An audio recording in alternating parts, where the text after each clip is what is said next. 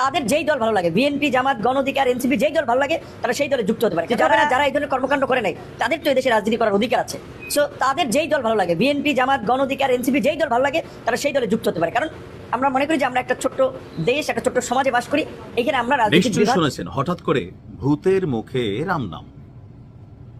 যিনি আওয়ামী লীগকে তো ফিরানো দূরের কথা, জাতীয় পার্টিরও আওয়ামী লীগের দোসর হিসাবে রাজনীতি থেকে নিষিদ্ধ করার জন্য ঐতিহাসিক একটা মার খাইলেন, দেশে বিদেশে চিকিৎসার কাজ লাগলো। বুঝছেন, সেই ভিপি নুরের হঠাৎ করে কি হইল, আমার মনে হয় যে ক্যাপশনগুলোতে এবং কমেন্টগুলো যদি আপনারা দেখেন, কত রকমের যে বাহারি কমেন্ট। কেউ বলছে যে বেসিক্যালি ধারণা ওইটাই যে ভিপি নুর আসলে আওয়ামী লীগেরই এজেন্ট। কেন এটা বললো?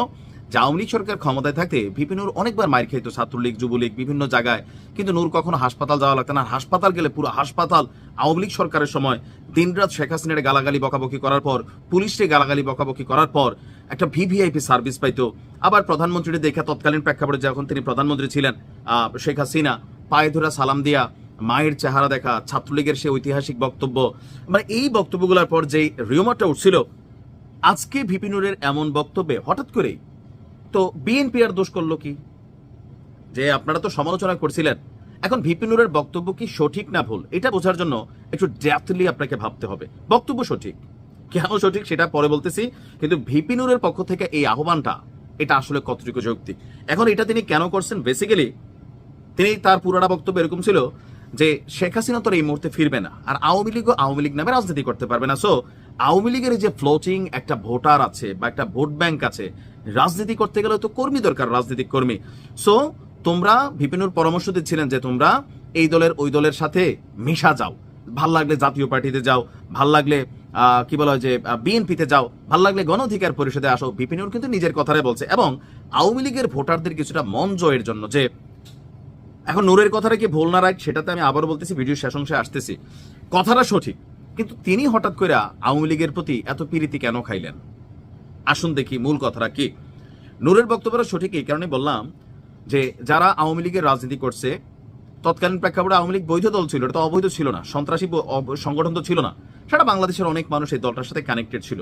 প্রশ্ন হচ্ছে দল কইরা যারা অন্যায় করছে, অপরাধ করছে, জুলুম করছে, নির্যাতন করছে, এদের বিচার বাধ্যতামূলক 100%, এটা পুরো বাংলাদেশের মানুষই চায়। তবে রাজনৈতিকভাবে হয়রানিমূলক যে মামলাগুলো, এগুলোর হিসাব আলাদা। কিন্তু সারা বাংলাদেশে আওয়ামী লীগের হয়তো ধরেন অত্যাচারী জুলুমবাজ পার্টির সংখ্যা বা নেতাকর্মীর সংখ্যা বড় জোর আপনি সর্বোচ্চ গয়না 5 থেকে 10% পাবেন। বাকি 90% আওয়ামী লীগের যে সাপোর্টাররা, সবাই কিন্তু আসলে দল করতে পছন্দ করে। কেউ শেখ মুজিব পছন্দ করে, কেউ শেখ হাসিনা পছন্দ করে, কেউ ছাত্রলীগ পছন্দ করে। ওই কারণে কিন্তু আওয়ামী লীগ করছে, তাই না? এরা কিন্তু সন্ত্রাসী না, অপরাধী না, আর এরা বাংলাদেশ ছেড়ে ভাইগেও যায় নাই। এই 5 আগস্টের পর আপনি ধরতে পারেন 10% আওয়ামী লীগের বিভিন্ন সারির নেতাকর্মী বাংলাদেশের পালাই গেছে। বাকি যে 90% ভোটার রয়ে গেছে, আওয়ামী লীগের সমর্থক রয়েছে, এরা তো ভোট দিবে। এখন এদের ভোটটা কারা নিবে? আপনি দেখেন জামাতের মতন তলে তলে আওয়ামী লীগের সাথে হাত মিলাচ্ছে, বিএনপির মতন আওয়ামী লীগকে দলে ঢুকাতে চাচ্ছে। কাদের? ভিপিনুর যাদের চাইছেন, মানে ক্লিন ইমেজের, যাদের বিরুদ্ধে কোনো মামলা নাই, হামলা নাই, কোন রকম অভিযোগ নাই, অন্যায় অত্যাচার জুলুম করেন নাই, তারা তো বাংলাদেশে আছে, তারা ভোট দিবে। সো তাদেরকে যেন, যদি তারা মন চায় যে কোনো দলের সাথে মিশতে, তো তারা কি আসলে মিশতে বলতে এখানে ভোটটারে বোঝানো হয়েছে, যেন ভোটের মাঠে একটা ইফেক্ট পড়ে। আর এই জায়গাটায় আওয়ামী লীগের আকাশচুম্বী একটা দাম তৈরি হয়েছে ক্লিন ইমেজের এই ভোটারদেরকে নিয়ে। যেহেতু সামনে নির্বাচন, সবাই চাচ্ছে নিজেদের দল ভারী করা।